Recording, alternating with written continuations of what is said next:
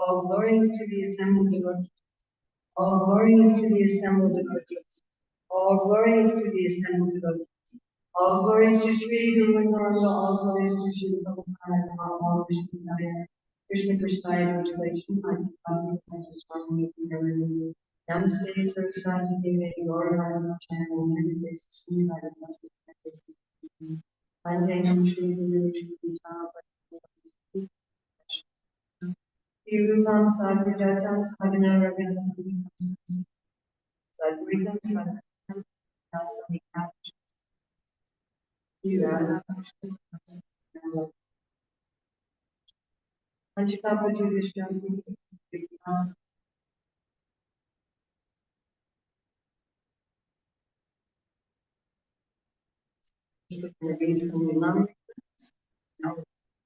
Mr. Gardner and Michael first arrived. I go to see and the sun. Above the planet. It was a holdover, Mr. Gardner explained. This messed up. Mike proceeded to describe the Swami as a spiritual leader of India, an important author and scholar. The rental agency. As soon as Prabhupada and Carl arrived, Mr. Gardner showed them the small store. Prabhupada, Carl, and Mike carefully. How many do you actually need? Very small. It was empty, plain, and dark, and the electricity had happened to. It would be good for meetings, but not for Swami's residence.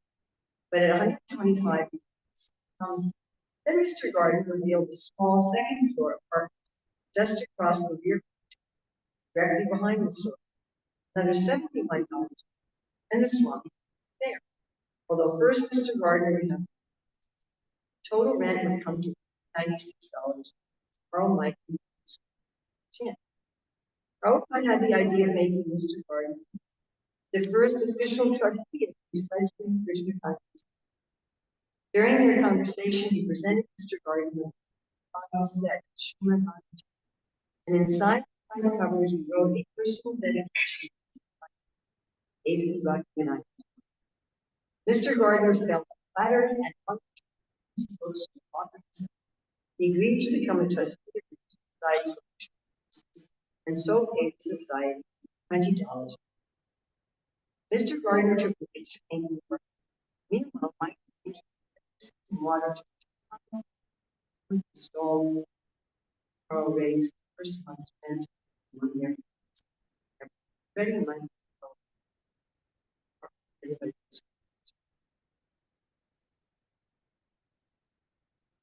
But he just had his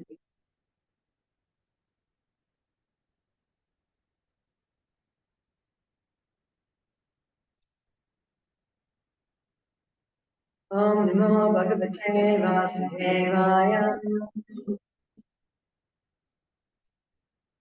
Om Namo Bhagavate Vasudevaya. Om Namo Bhagavate Vasudevaya.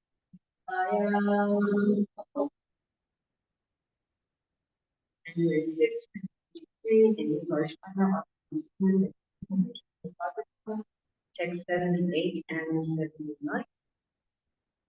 Chapter 24 in the fourth canto, chanting song on my the great endings. It's a really nice song. And any you have a favorite verse of the song?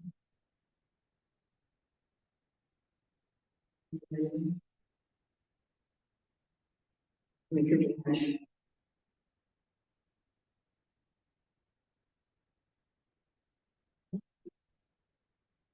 it has this really nice philosophy and also these really nice descriptions.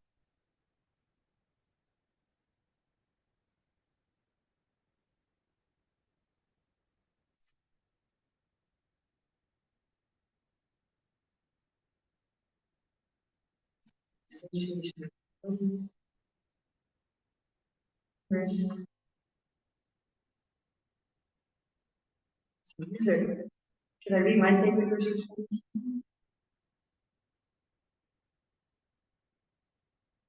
The Lord is a super excellent an account of his universal smile and his sidelong glance upon his devotees.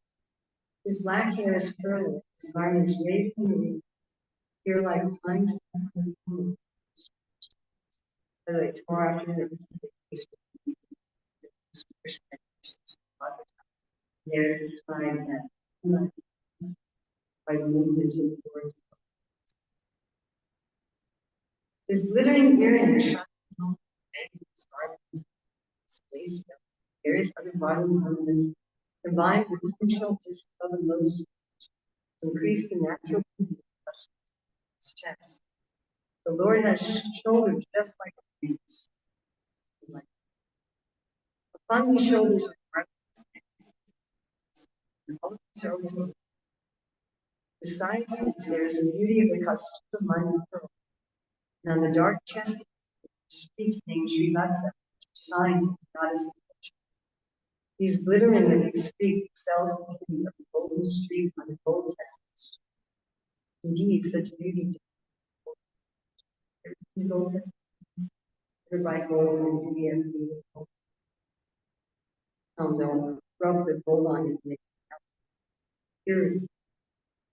But they get handy in our meditations by the time.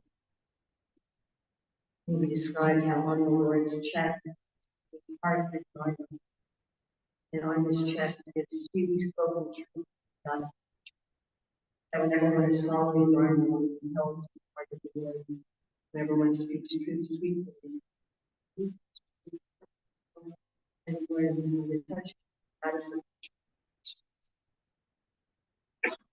the Lord's abdomen ripples the touch. being so wrong. His abdomen resembles the peak of a banyan tree, and when he exhales and inhales, the movements very brief. Was actually my statement about what all around. No, sleeping. Exhale. And you may know that the end of the body very last which has been told says that it is the breathing of permanent circulation exhalation. Positive. This is the place where the breathing with can be very aware of the time.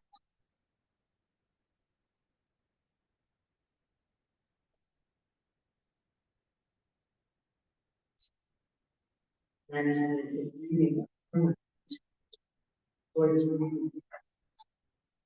And these ripples, these three ripples. Also talking about tomorrow in and we meditate on the waves or moving. It's like seeing these ripples in the Lord. The coils within the navel of the Lord are so that it appears that the entire universe sprouted and wishes to. By the way, the sky is navel. The lower part of the Lord's face is dark, covered with yellow lines, of the deck. And then we'll talk about the Lord's mouth are in all of the animals. But the word nails. So of course, you will account.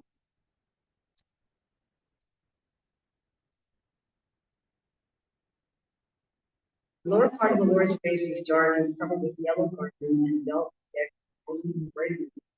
His symmetrical lotus feet and the calves, thighs, and joints of his legs are extraordinary. Indeed, the Lord's entire body. The Lord's knees are like balls that you. My dear Lord, your two lotus feet are so beautiful. You're like cosmic heavens, which goes to the autumn season. Indeed, the nails of yours are such a faithful. They immediately dissipate the darkness. Meditating for our human and how those nails. I already said, of course, we only have the also the Lord's nails are just like many times in light or the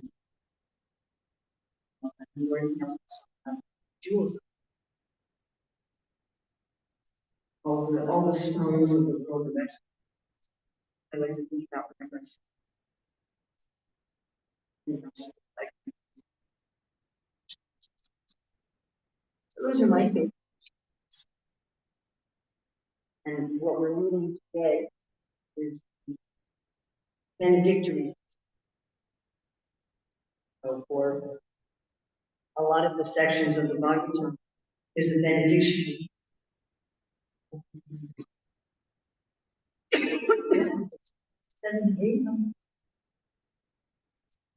Idam yakalaya uttaya Anjali Shadayan Vitam Shiruyat Chavai Marjo Ujjate Karma Bandhanam.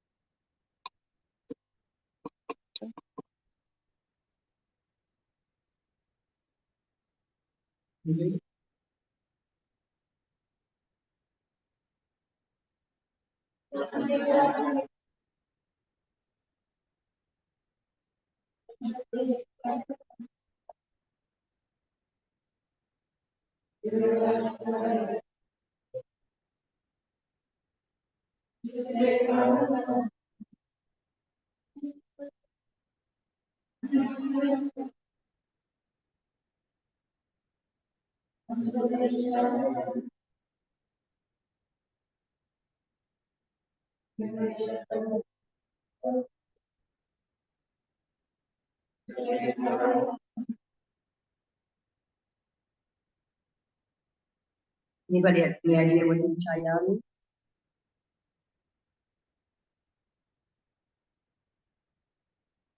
Yes, I don't know. Pran Anjali, but I know what Anjali.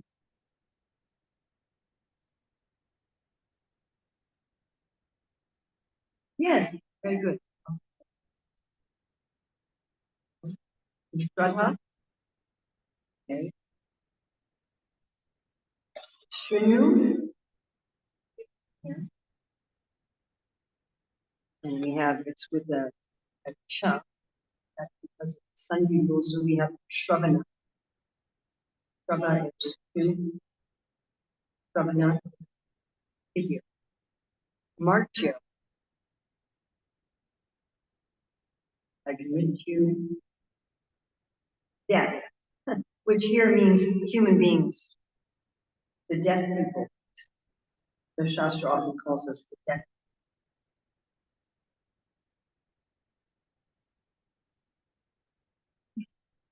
Demigods of the Amara, not yet. Death. We don't live very long anymore. Farm abundant, the bondage of Idam. Idam. This prayer. Yahan. A devotee who, Alye, early in the morning, Uttaya, after getting up from bed. I guess you can't say this while you're in bed. Panjali, with folded hands. Shradaya, faith in devotion. Anviktaha, thus being absorbed. Shrunuyat, personally chants and hears. Shravayat, and gets others to hear. Martya, such a human being. Mujjate, becomes free. Parmabandhana, from all kinds of actions resulting from fruitive activities. For Prabhupada's translation. A devotee who rises early in the morning and with folded hands chants these prayers sung by Lord Shiva and gives facility to others to hear them certainly becomes free from all bondage. Purport. Mukti or liberation means becoming free from the results of fruitive activities. As stated in Srimad Bhagavatam 2.10.6, here, Evan Yata Rupa. Mukti means giving up all other activities and being situated in one's constitutional position. Swarupena. So that's quite distinguished from Brahman. You get your Swarupa. Swarupena Vavastita. Stita means to stay, situated, stable. In this conditional state, we are entangled by one fruitive activity after another. Karma bandhana means, quote, the bonds of fruitive activity. As long as one's mind is absorbed in fruitive activities, he has to manufacture plans for happiness. The Bhakti Yoga process is different. For Bhakti Yoga means acting according to the order of the Supreme Authority. When we act under the direction of supreme authority, we do not become entangled by results. For example, Arjuna fought because the Supreme Personality of God had wanted him to, therefore he was not responsible for the outcome. As far as devotional service is concerned, even hearing and chanting is as good as acting with our body, mind, and senses. Actually, hearing and chanting are also activities of the senses. When the senses are utilized for one's own sense gratification, they entangle one's karma, but when they are used for the satisfaction of the Lord, they establish bhakti. What's the verse that defines bhakti that Prabhupada is referring to? There's two verses Sri Rupa Goswami gives to define bhakti. This is the second.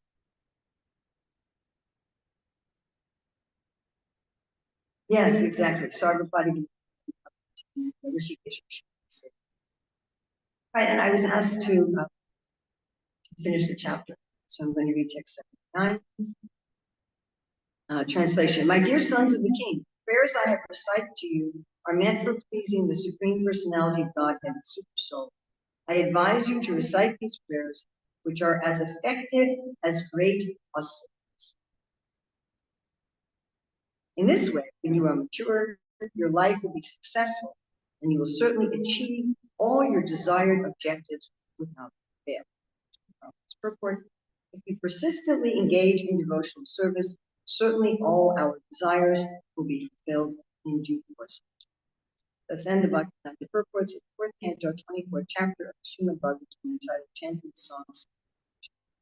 Idam yakali vitaya Pajanjali Shranvita Shunya Vayan Manjo Muchite Karmavanai.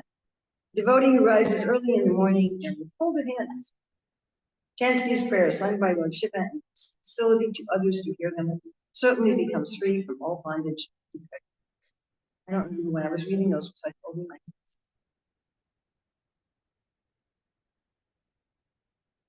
hands. I find that interesting, because there's like the Muslims 5 times a day prayer, they have very specific physical postures. So it's interesting that to get this Shuti to get this benediction, you have to have a certain time. It's got to be when you get up. You have to be in the Anjali or Anjana sometimes. My dear sons of the king, the prayers I have recited to you are meant for pleasing the Supreme Personality of Godhead, the Super Soul. I advise you to recite these prayers, which are as effective as great austerities. In this way, when you are mature, life will be successful, certainly achieve all your desired objectives. So, friend of Mrzab and Srimati, and she's gradually getting into older and older age and more frail. And she told me, she said, I can't do a lot of austerities anymore, so I was just chanting these prayers.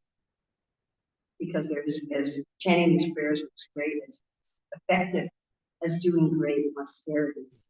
So what's the purpose of austerity?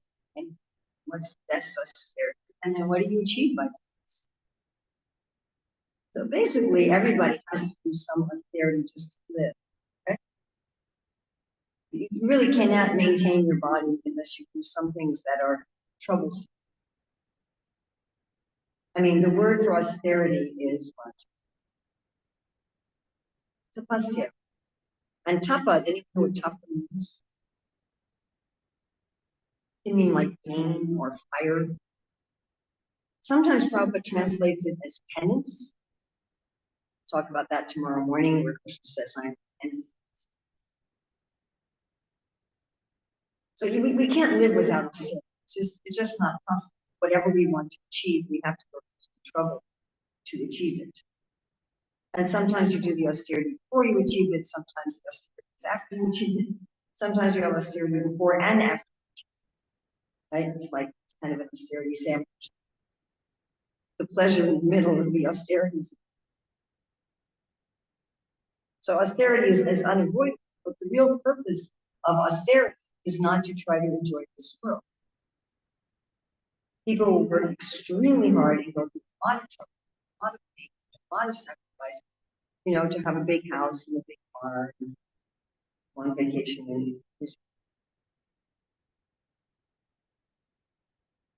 remember one time when I was staying here and I would fly back and forth to Hawaii where my family was living and just seeing these people flying from Hawaii to New Zealand. Why are you leaving Hawaii? But people they'll go through a lot of trouble. But that's not the purpose. The real purpose of austerity should be to give up our attachment to this world, not to enjoy it. We have to do austerity anyway. That's this. It's not an option. Well, I'm not going to do any austerity. Is that possible? It's just not possible. Even if you're, ridiculously rich, have a zillion servants that have to deal with the austerity of dealing with a zillion servants.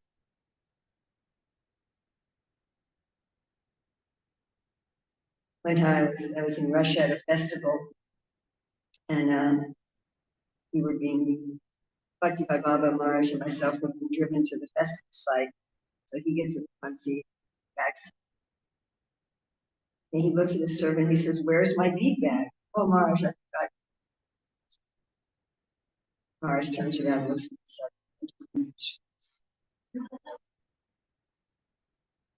Or if you have a gazillion dollars, you have to do the austerity and protect it. Right.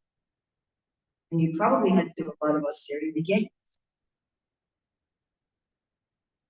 Even if you were born into a rich family, then you did your austerities in another.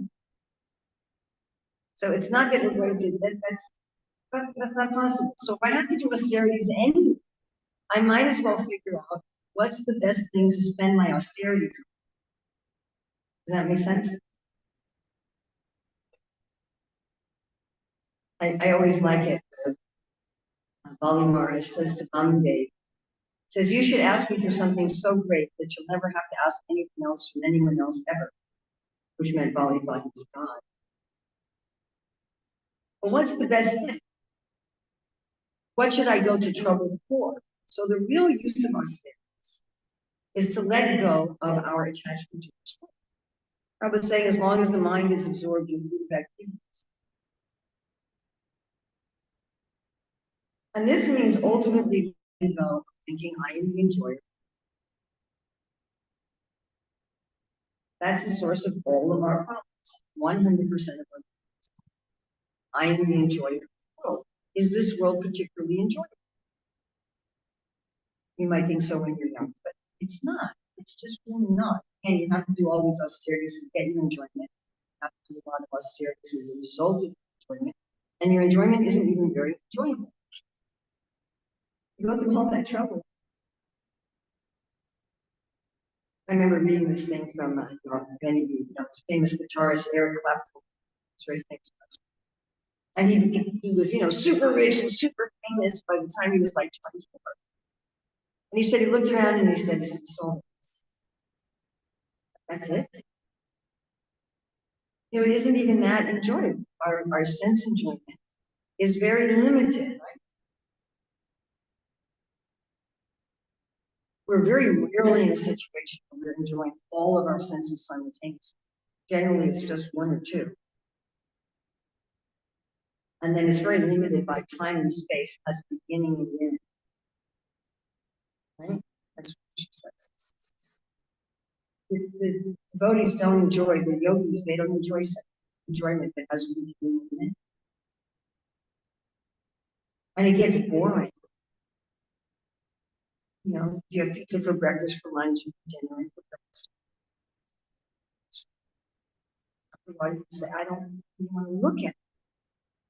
And we get satiated. Even something you really enjoy, after a while, you're like, I really enjoy it. And if you keep trying to enjoy something, you'll actually hold.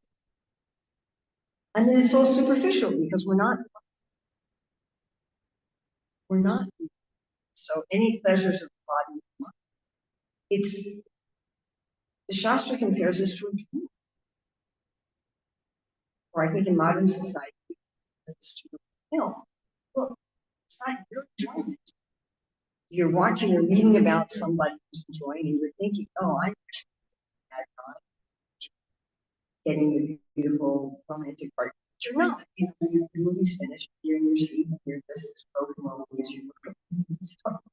You know, it's not really touching you, and all of our material enjoyment is like I'm the observer, as Krishna says in the chapter. I'm just watching this, and I'm thinking I'm enjoying it by my touch. And what is this attachment? The attachment is I'm going to enjoy myself. That's the whole beginning and end. And Krishna's like, you can't enjoy yourself. It just doesn't work. It's just not true. I want to enjoy myself. Okay, you can imagine. You can imagine. You know, the little child says, I don't want to listen to you anymore. I remember my oldest grandson was like 6 saying to his father, why do you have to be dead? I can't imagine. You know, my youngest son was 10. I said, Mata, don't tell me what to do. Don't tell me. Just don't tell me anything else. You know, and you can give the kid a little toy car and they can pretend they're driving home. Right?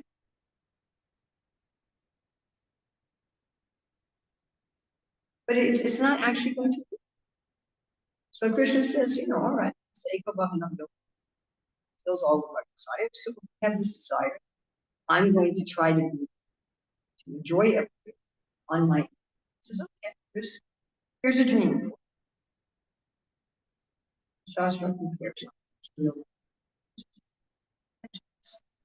And so all of our problems, everything, and all of our frustration are so what we really want to do is give up this insanity. And just if I actually want to be, I do it, say, through Krishna.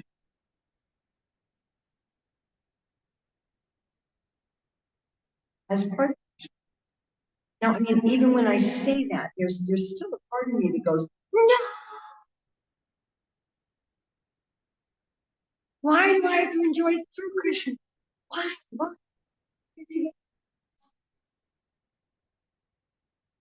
Once I was at Govinda's restaurant, and my devotee, and he was repeating what Prabhupada said. And I could just feel the like, democracy.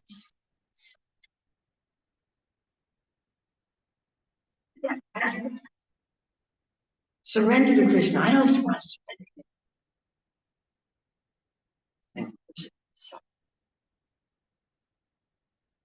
And then we're surrendering to illusion, surrendering to suffering, surrendering to a body, which is all Krishna's energy. So we're surrendering to Krishna. It's going, you know, you got to do it anyway. It's just not the way.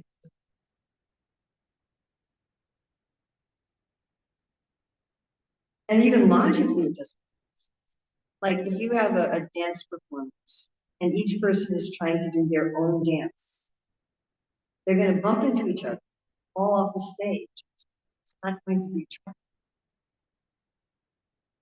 And it's not even going to be pleasurable. And even in our rebellion, we want to do things that are part of the faith. All the research shows that no one is happy in their lives. They're just working for themselves. People will only be happy in their work if they think it has meaning, it has purpose beyond themselves. So what austerity is to break this insanity that I can be in. That is the nature of the false. I can be God on my own. I can be the master. I can control the Ishwara.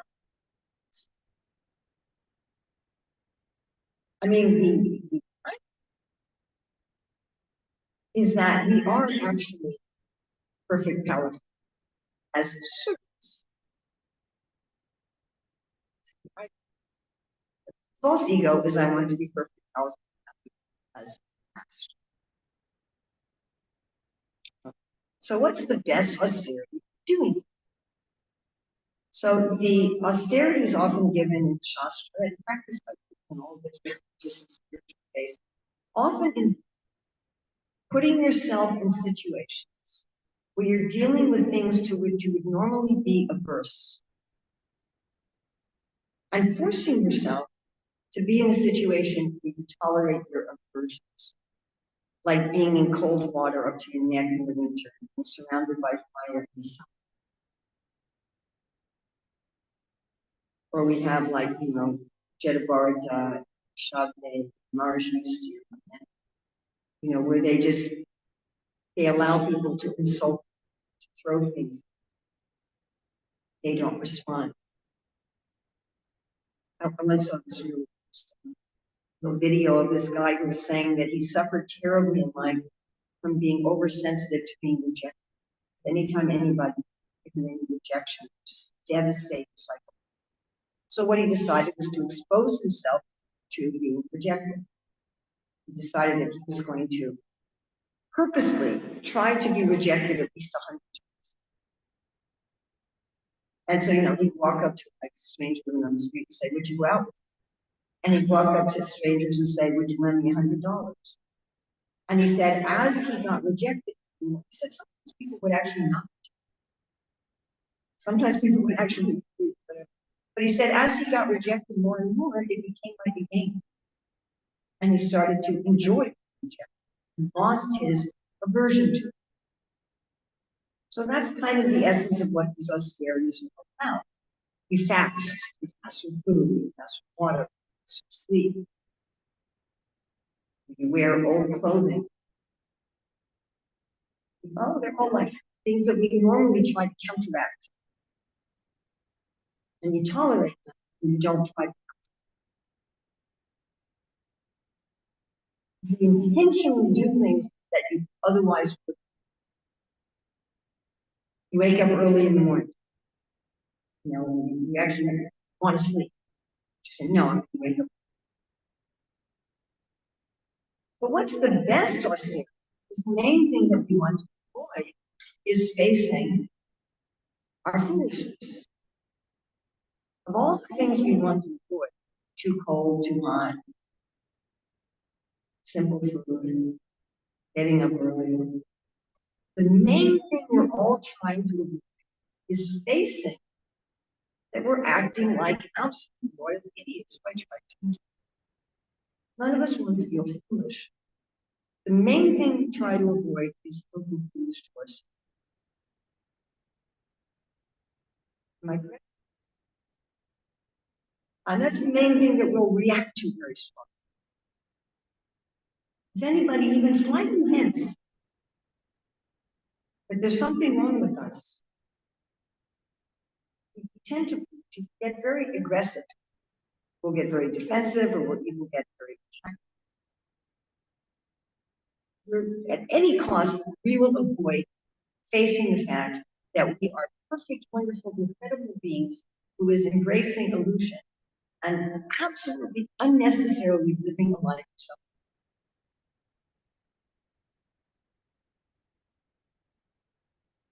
We don't want to see it. I'm already perfect. I already have the qualities of God. I'm already a genius. I'm already beautiful. I'm already powerful. I'm already effulgent. And I am knowingly, intentionally doing things that cause me to suffer and not access my actual self.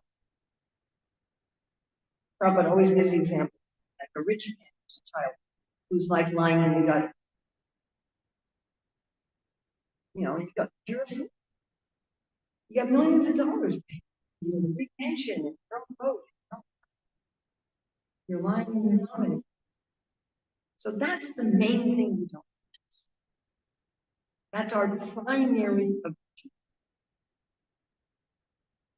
We will sometimes admit we made a mistake, but we'll very rarely admit that we have no motives. Yeah, I did that wrong. I'm sorry, but you know I meant that. Well, you just didn't understand. I intended to do the right thing. I wanted to do the right thing. You just don't understand. It's extremely difficult for us to say, I am intentionally knowing doing things that are causing harm to me, even though there's no reason for it. That's what we don't face. But we also don't want to face is how wonderful it is. Because we're in rebellion. When you rebel against somebody, what you criticize them, right? If you leave a job, if you quit a job, usually, you're bad mouth. I remember we had this student, high school student, who was doing something against the school rules and against the regular principles. And we talked to the parents and we said, sorry. First, we said to the parents, look, this is what's going on. You do this and this to take care of it. Our kid's not doing that. And we said, well, we have evidence is doing that. And your kid is admitted to doing that. And all the other kids say, no question anymore at this point. And I said, look, you're going to have to, if you're not willing to take the steps for rectification, you're going to have to take your kid out of the school. But we said, we're not going to put on your kid's record that we've expelled your child. But we'll give your kid a clean record so they can go on to another school. But in return for this favor we're doing, we're asking that you don't criticize the school.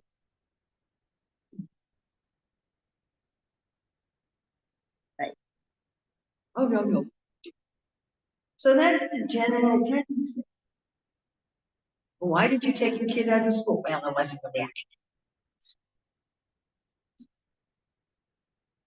We also tend to criticize people to whom we're in debt. This is something I also learned from running school. Like I found that the parents who were the most critical were often the ones for whom we had done some sort of. Now there were parents for whom we'd done favors who were grateful, but all the really difficult, critical ones were also in that category.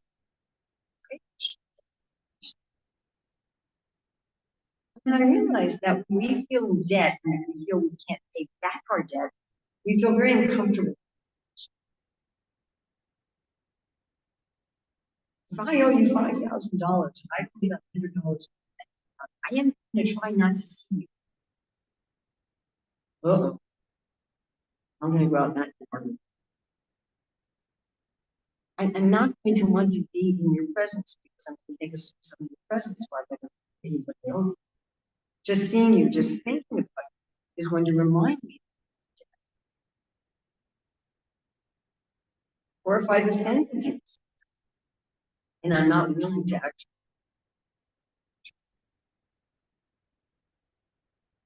So austerity is also meant to kind of go, look, he's wonderful, because that's our other side. We want to defend our own ego. I'm good. I'm not a fool.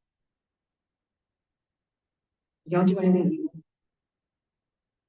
But God is at best irrelevant.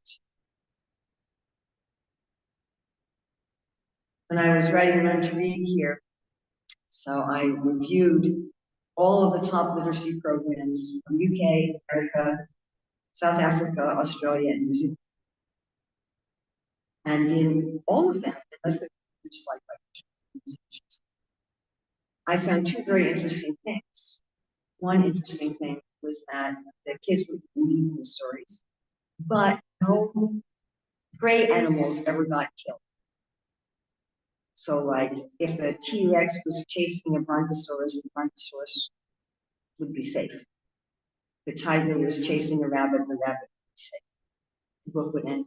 No, the only prey animals that were. And the other thing, and then the kids would So it was like sympathies for the prey, not for the predator. Nobody cared that the tiger cubs, but they was profoundly reading. The other thing was that God was just absent. It was just absent. You know, there might be a story about Diwali being done, but there was no. And it was like, I remember one of my god sisters saying to me very soon after I joined the movement, we were at a mall distributing books and they were playing songs. She said, we can be happy without. So, you know, at best, it's God is irrelevant. Life is going on and God is just absent. And at worst, we're criticizing him. That's what he's doing. Why is there a hurricane? Why is there a tsunami? Why is there this poor little child get murdered? He's irrelevant. He's foolish. Chitraketu's wife says this. Says, you don't know what you're doing. She says there's supposed to be a law that children don't die first. And if you say it's all according to karma, then what do we need you for? And if you say we need you, then why are you killing children and breaking the tie of affection? We want to take care of our children. Or you find most religions in the world have very good information about what's God like.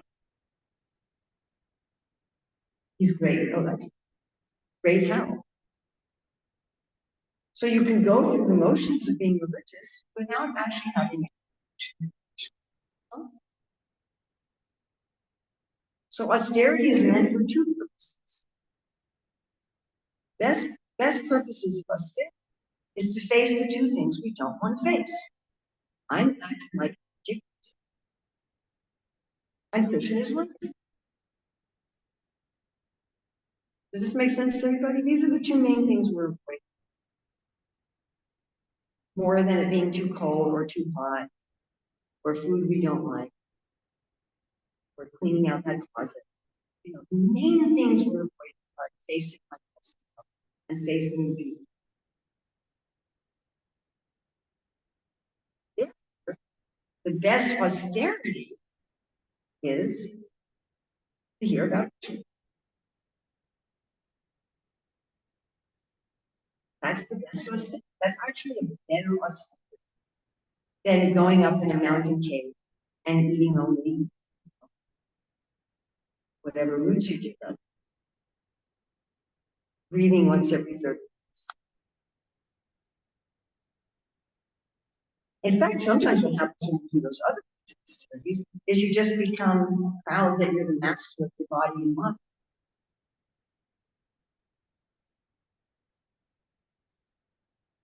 I actually used to do a whole bunch of austerities, and then I was hearing Prabhupada saying, the yogis take pleasure in being the master of the body and mind.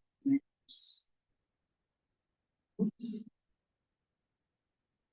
And then I stopped doing all those austerities. It can lead to the opposite effect. I mean, demons do those sort of austerities. I can control my senses, control my senses.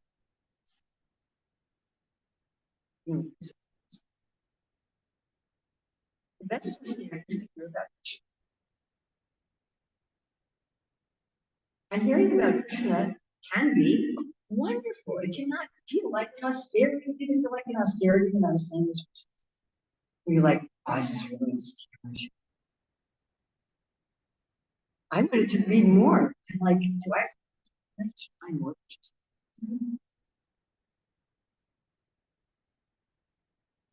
You're reading about Krishna's form, Krishna's activities, Krishna's devotees, Krishna's quality, all of Krishna's pastimes, talking about them with others.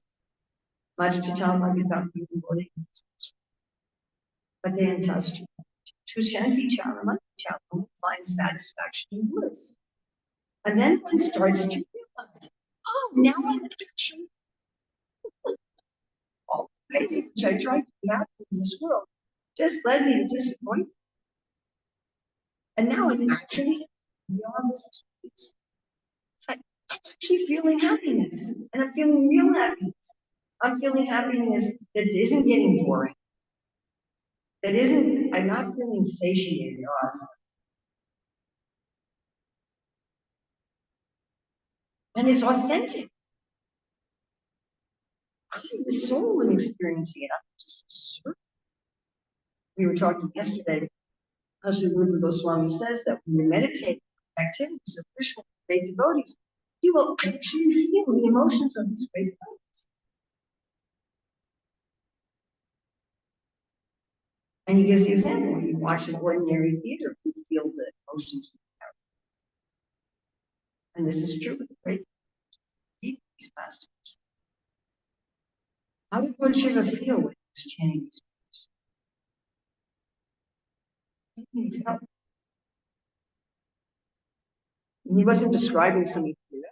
He's saying, what are some of the things he said? Can you remind me? Curly hair, what else? Bell, what else? It's breathing, right? When he's breathing, the ripples, there's these three ripples that go. And what else? His nails, right? Bulging nails. What else? The spirals in his navel. And that the universe came out and it looks like the universe wants to go back. And his shoulders like a lion. So Lord Shiva is actually seeing this. He's describing it.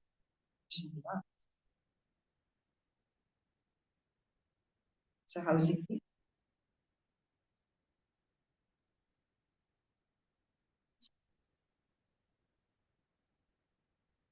He's feeling.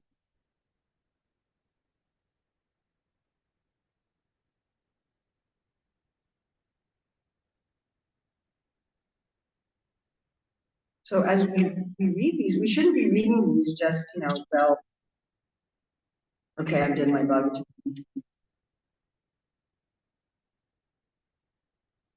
And what's the result of this? The result of materialism is you get just more entangled in materialistic life. You just amass more karma. Now you might amass good karma, but you're still just amassing karma. But the result of dissociation breaks the karma. Why? Because it breaks our desire. Prabhupada said we'll see the naked form of materialism. We'll see it for what it is.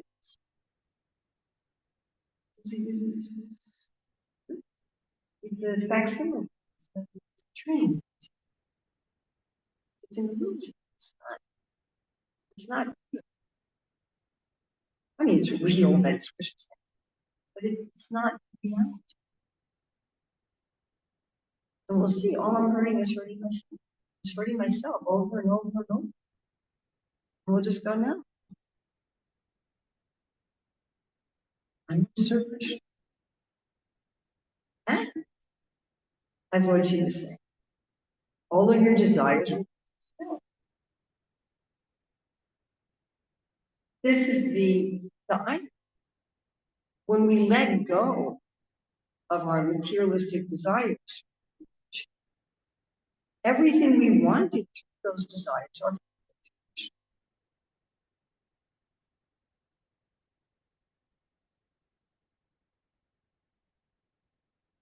Whatever we wanted to enjoy, the Soviet saw he's the essence of us. The rest we need to move to any kind of rasa that we want to enjoy. He talks about when he asked how he saw somebody slaughtering chickens in front of his son, in front of the slaughterer's son. The son was very disturbed, but the person slaughtering the chickens was enjoying the slaughter of the chickens. And Prabhupada said he was trying to enjoy happiness. And they said, if you really want to enjoy happiness, who should you meditate? That's pretty good. Prahlad Maharaj is describing it. He said, I don't fear your veins splattered with blood.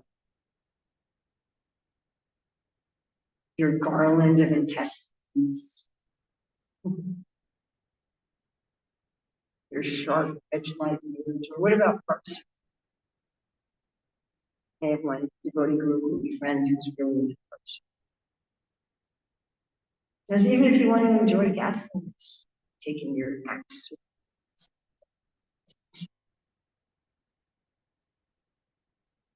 or even like the story of Judd Barrett, how he jumps out of TV and starts cheating her witches, and hobgoblins start throwing the dacoits' heads like balls. Or Krishna and Balaram having that fight with Jar Sundar, and there were rivers of blood, and there were pieces of animals floating.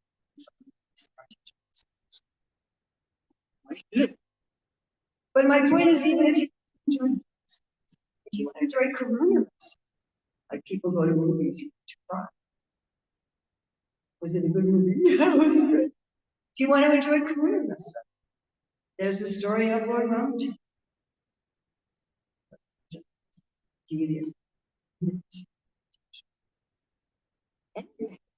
And any possible combination and permutation, but to speak of all the other charities,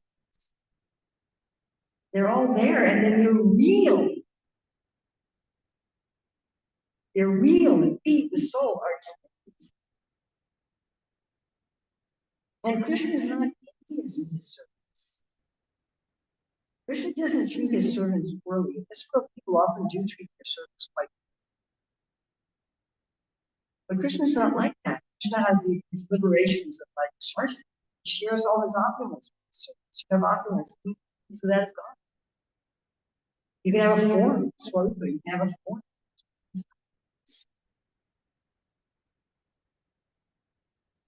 I mean, even in this world, husband and wife, they share their bank account,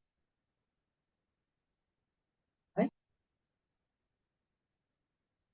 If you love someone, when you trust them, then you give them the keys to your house and give them passwords to your account, right? What's mine is yours. We offer this with our children. We're just conditioned souls. Krishna's just not. We're so afraid that somehow if we surrender to Krishna, I'll lose. So if we do this austerity, this terrible, severe austerity of hearing and chanting about Krishna, we'll actually get a better result than doing all these others. And we'll solve the real problem, get the real solution. And then we'll feel all of my desires by taking any trouble, right?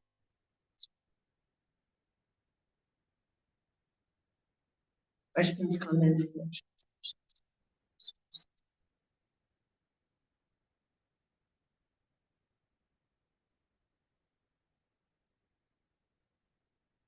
Yes.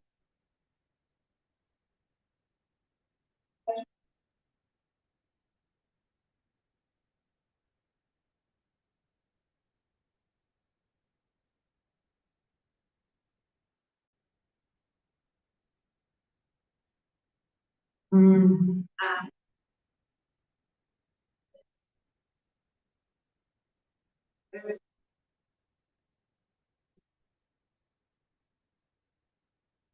Mm. I lived in the ashram for 2 weeks before I figured out even intellectually what others were saying, but the personal refuge. And I remember reading Ravindra's Root saying the same thing, that it was 2 weeks of being with the devotees before he realized they were saying that the person was higher. It was just such a shock to me.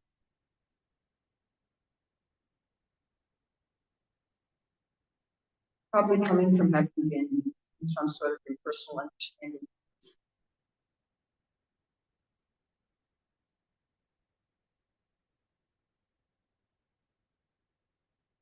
Well, the four Kumars got over it by smelling the juice.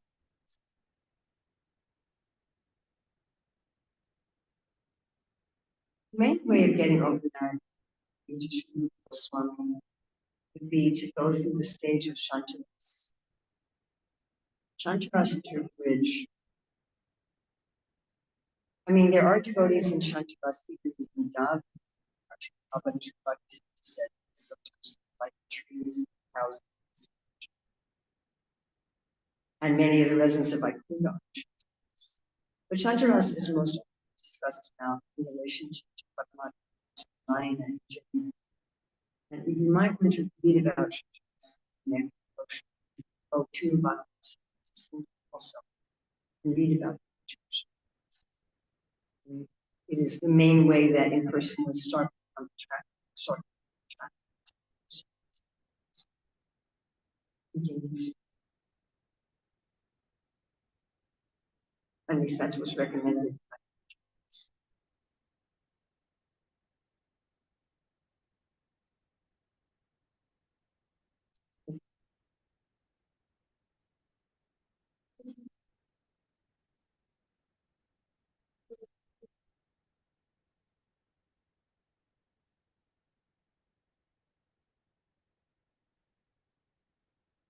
Yes.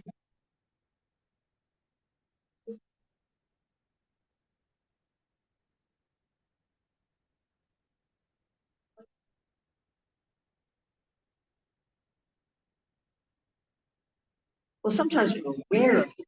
What it is that sometimes we're aware of. When that devotee said that to him, that's why I'm still conditioned. So that answer is given by Krishna in Bhagavad Gita 12:9. So 12:8 says, "You should just serve me with love." Bhagavad Gita 6 is right. And then 12:9, Bhagavad Gita 6 is right. So Krishna talks about abhyasya. Abhyas means to practice, to repeat. And yoga means a connection. Krishna's talking about yoga, to practice love. And then he says, Icha, develop Icha inside. And that's what bridges that gap.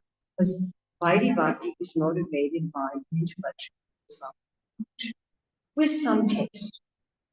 The Rupa Goswami says you can't even take up bhakti unless you have some taste. So there's some taste, there's some attraction. I'm sure you also have some attraction. So we have some attraction. But the primary motivator is faith, intellectual faith, faith in Shastra, faith in logic, or it could be fear. That's the main motivator. And the main motivator in Raju is desire, attraction. I want to love Krishna, and I want to love Krishna. I want to love Krishna as his friend. Or I want to love him as his parent, teacher.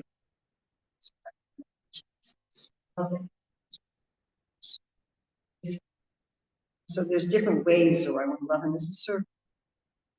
Right? Buffalo in his lunch bags. And that's what's driving that design. So how do you, what's this bridge is by practice. How do you,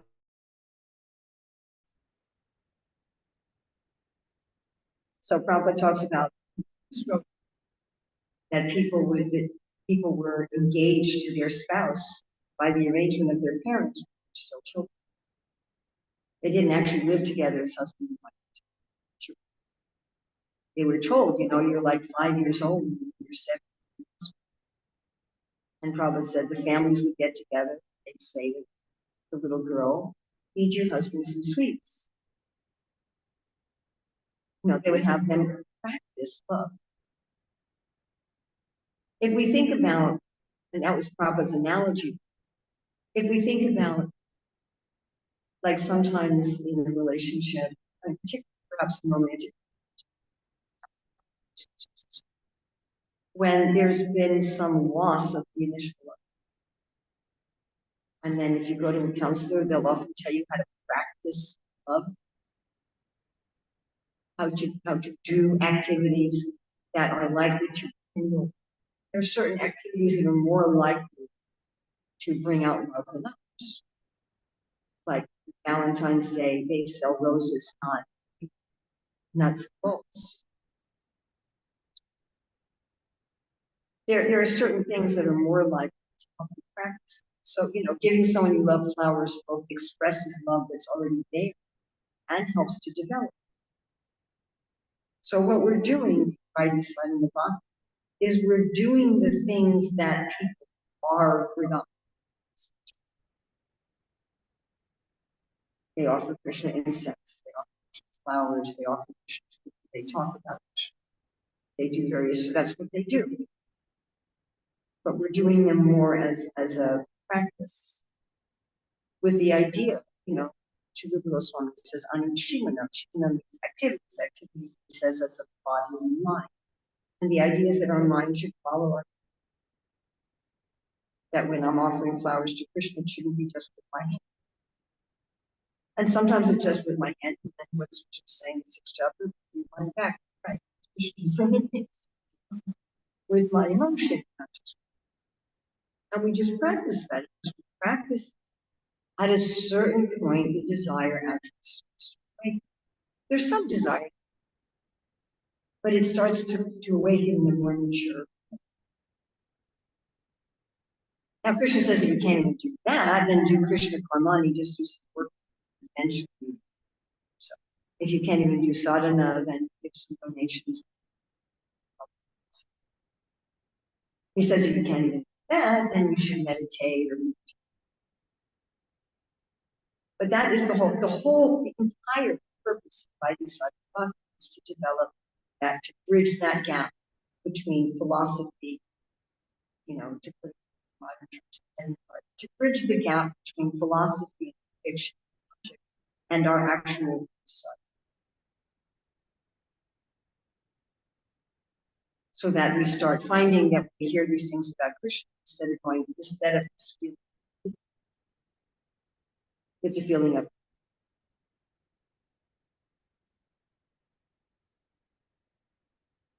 the austerities are showing us that we have this. Because we may not think we do. We don't generally think that at our core, you're in deep rebellion against our greatest friend and benefit. Who wants to admit? I'm in deep hatred rebellion against my very best friend for absolutely no reason. And that's what our austerities are. And as they reveal them to us, we go, They simultaneously reveal to us how wonderful and how foolish. And as they reveal to us, we have the opportunity. Of course, we have the opportunity to say, I think I'm actually, and to feel this draw. I mean, wouldn't you like to see the person who has, coiled nails that the universe is out of shoulders, like literally on Srivasa?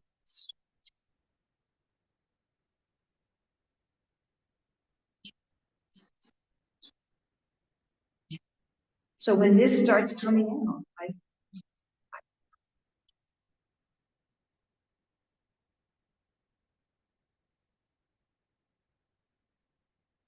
then gradually, the rebellion starts becoming more and more uninterested to us. And our fear and our protection of our false ego starts to melt.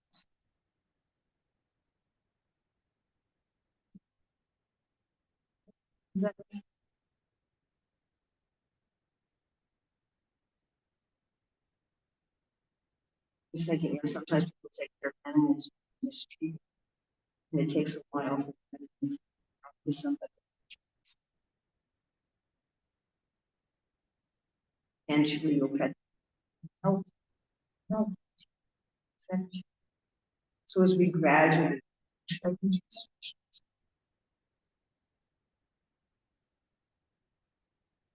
and my rebellion is doing nothing. There's no benefits. And that just participates gradually. As we bhakti, still even in writing still true subject. That these are gradually melting. That's not, then we're not actually doing inside the body. My father says when you're eating, you should feel satisfied. Eating, not satisfied. You're not really eating. You know, nice to yourself, but you're not actually just eating. He says, or you're actually eating, but there's some parasites that take nutrition. So if we think we're doing bhakti and not, our desires are not changing, we're not starting to see things, then either we're not doing, or we're doing bhakti with some sort of offenses. And not doing bhakti is one nice explanation is Srimad Shiksha, verse 6, everybody's donkey, where you think you're getting clean, but actually you're not. So you think you're doing something that's bhakti. So twist just has that. Like, Sri Rupa Goswami talks about the weeds packed up with bhakti. So one should examine this. It says you don't need a certificate. So I'm just, am I getting? Do I even want to?